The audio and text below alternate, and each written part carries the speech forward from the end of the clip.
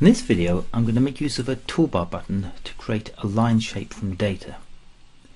Previously, to create a line shape from data, we would have to define a background, then background subtract the data, take a copy of the background subtracted data, and then add a prefix to the VAMAS block identifier that signified that we had a line shape from data.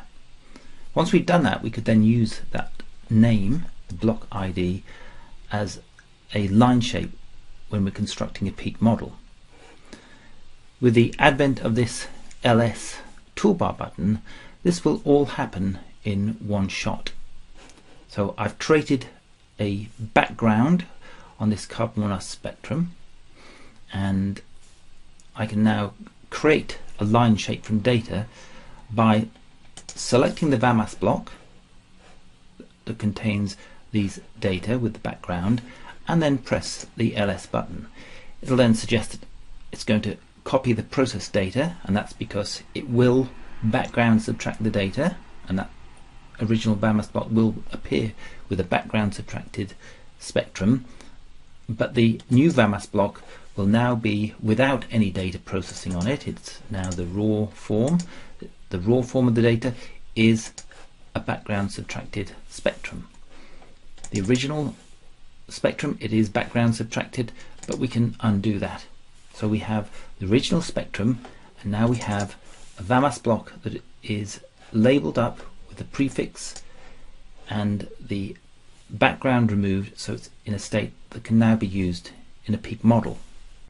Once we've constructed a VAMAS block that contains the line shape of interest, then what we need to do now is register this line shape within this session of CasaXPS, and we do that by creating a peak model that makes use of the line shape.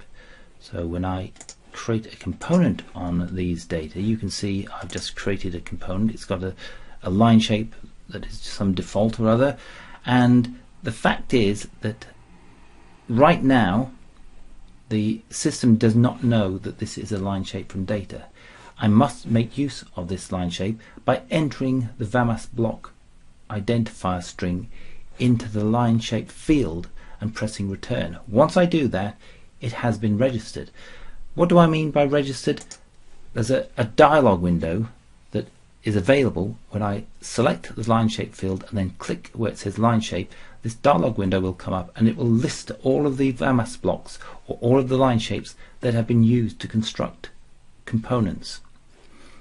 It's not present just yet, so it hasn't been registered, but if I go back to my block that contains the data for the line shape and then select the name, copy it, and use it as the line shape field, so this is the block identifier, the string that we see here, when I press return, it will register that line shape as part of the system that can be then accessed in this file and in other files.